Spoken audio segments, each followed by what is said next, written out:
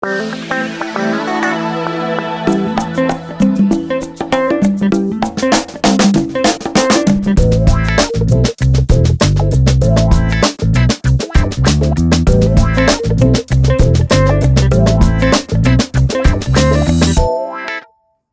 les bonnes adresses du Géoptimiste sont géolocalisées dans l'application Camping Car TV. Bonjour à tous, voyageurs curieux, généreux et respectueux, nous vous proposons aujourd'hui deux adresses, l'une dans le Morbihan et l'autre, en Mayenne. Elles sont toutes deux divines.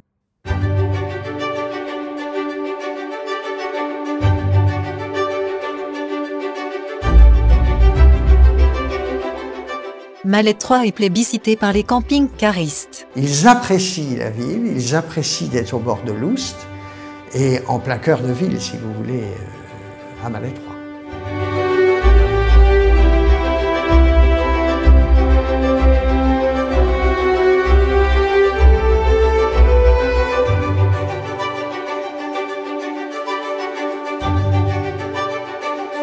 Nous disons les Malestroyennes et les Malestroyens, mais on dit Mallet 3.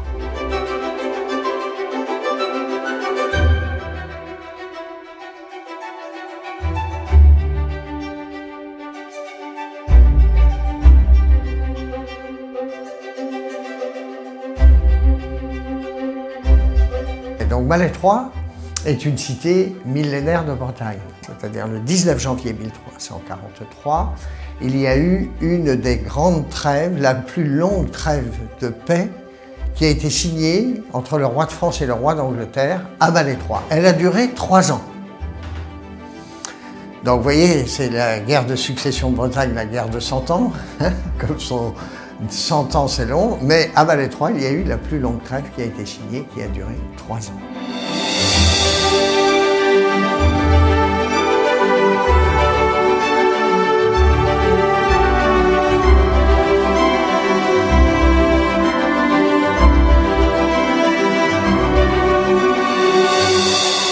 Et vous avez deux monuments classés. Vous avez l'église qui a deux époques, une partie romane et une partie gothique, qui est magnifique, que nous sommes en train de restaurer.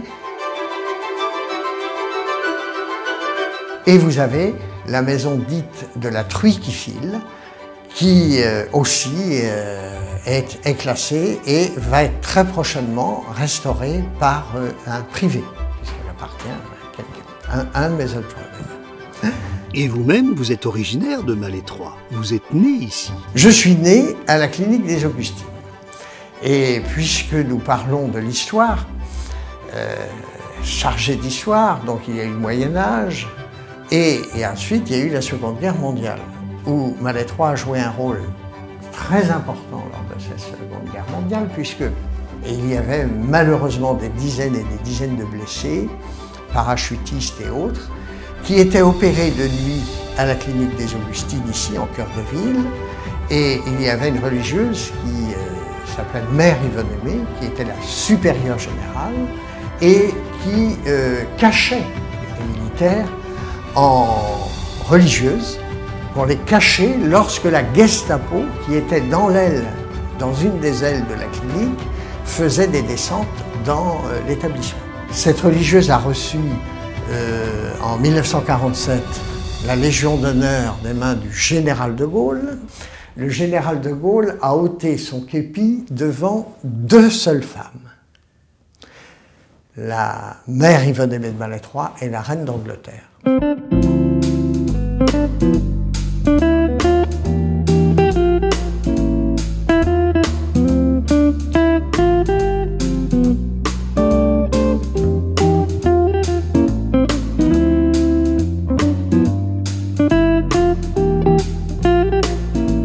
Comment attirer, développer l'attractivité de la ville par les touristes? Et on s'est dit, eh bien c'est l'hôtellerie mobile. L'hôtellerie mobile, ce sont les camping-cars. Et c'est comme cela que nous avons d'abord acheté 1 hectare dans un endroit extrêmement privilégié, en plein cœur de ville et au bord de l'écluse du canal de Nantes à Brest. Et nous avons ouvert cette aire de stationnement entièrement gratuite. J'échange régulièrement avec le tissu commerçant de Malétroit. Bon, ça dépend des professions, mais je peux vous dire qu'il y a des magasins qui seraient fermés à Malétroit si nous n'avions pas l'apport des camping-cars.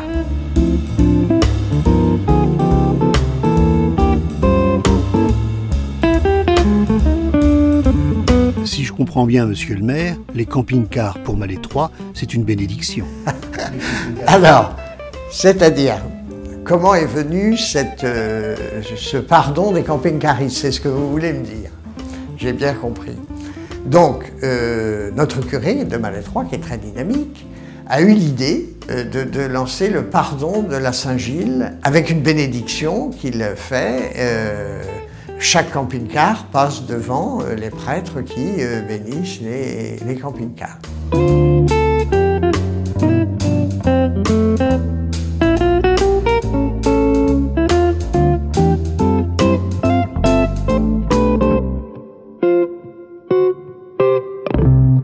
Nous venons d'arriver à Pontmain, en Mayenne.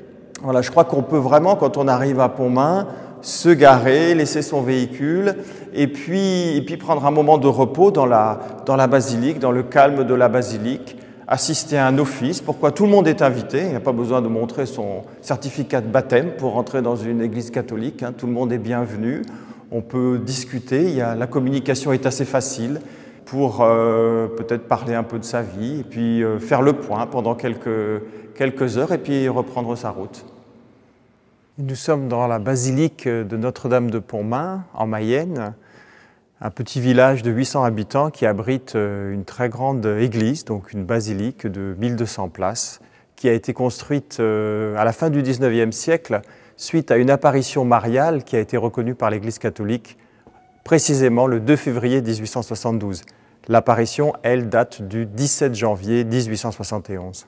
Il y a une dame qui est dans le ciel, assez haut d'ailleurs, on a calculé à peu près 30 mètres de hauteur, et 4 enfants la regardent bien depuis la grange où 2 de ses enfants habitent, et ils décrivent ce que fait cette belle dame pendant 3 heures, donc elle ne parle pas, elle fait des gestes, et surtout à un moment donné, il y a une banderole qui se déroule sous ses pieds, et un message qui s'inscrit, un message d'espérance, « Mais priez mes enfants, Dieu vous exaucera en peu de temps, mon fils se laisse toucher. » La décision de construire la basilique est très rapide. Oui, parce que dans le village, il y a une petite église qui fait à peu près 150 places. Et dès que l'annonce donc, de cet événement surnaturel est parvenue dans les villages environnants, il y a tout de suite eu une démarche de pèlerinage. Donc effectivement, le jour même où il a reconnu l'apparition, il a décidé de construire la basilique. C'est vrai, de l'extérieur, elle est en granit, hein, donc c'est une pierre grise, un peu triste. Elle a ce style néo-gothique avec 2 tours surmontées de flèches.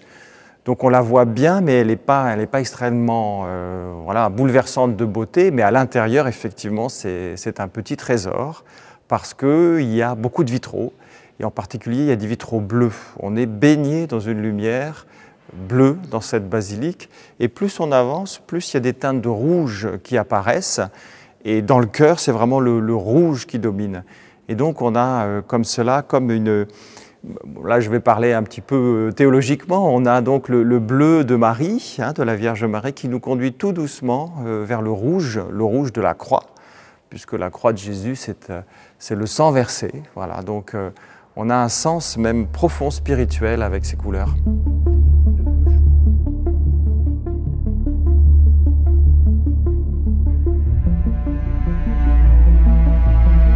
Les vitraux du chœur sont contemporains du gros œuvre, donc fin du 19e. En revanche, les vitraux que vous voyez là derrière moi, ce sont donc des vitraux qui ont été posés dans les années 1970.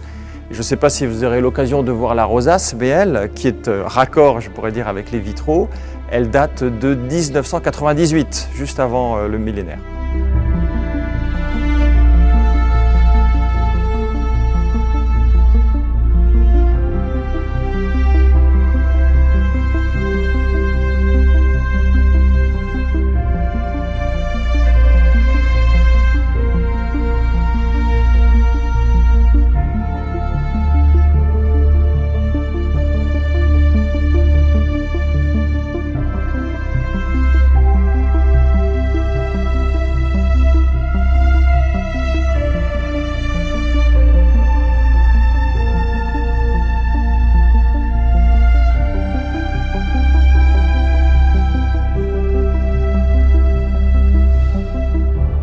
Vous avez sous les yeux donc la mosaïque qui représente une des phases de l'apparition. Et effectivement, à un moment donné, il y a un message donc, qui s'inscrit avec cette phrase « Mon fils se laisse toucher ».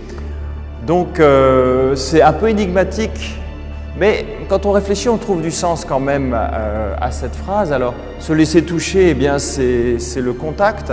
Et quand la Dame dans le ciel dit « mon fils », pour nous les croyants, c'est donc la Vierge Marie qui parle de son fils Jésus-Christ. Et Jésus-Christ, pour nous, il s'est incarné. Voilà, il est devenu chair. Donc, effectivement, Jésus-Christ, quand on lit les évangiles, on peut le toucher. Hein, il y a plusieurs d'ailleurs personnes malades qui le touchent pour obtenir des guérisons. Et puis le deuxième sens du verbe toucher, c'est le sens figuré. Et quand on dit par exemple une scène est touchante, ça veut dire qu'on est ému, qu'on ressent de la compassion. Et donc ça c'est un sens très beau aussi que la belle dame dans le ciel dit que voilà son fils se laisse émouvoir par la situation donc des hommes, des femmes de Pontmain qui sont donc dans une situation difficile parce qu'ils pensent vraiment que les armées prussiennes vont débouler et vont mettre à sac le petit village. Donc il y a une grande peur à ce moment-là et cette phrase-là pour eux, eh bien, ça leur donne beaucoup d'espérance. Les enfants n'ont pas expliqué, les enfants ont raconté. Il y a une différence entre expliquer et raconter. Alors c'est les adultes qui essaient, comme nous aujourd'hui, de donner du sens. Je pense que le rouge, c'est la couleur du sang. Et donc, on sait bien que la croix de Jésus-Christ, ce n'est pas une partie de plaisir, c'est une mise à mort et le sang coule. Alors, le sang a coulé. Voilà. Et le Christ, donc, a versé son sang, c'est ce que dit le prêtre à chaque fois qu'il célèbre la messe, le sang versé pour nous. Et donc, c'est une évocation très visuelle, finalement, du don que Jésus a fait, on pourrait dire jusqu'à la dernière goutte de sang. Il a tout donné, à tel point que ce sang s'est versé sur son corps et a imbibé la croix.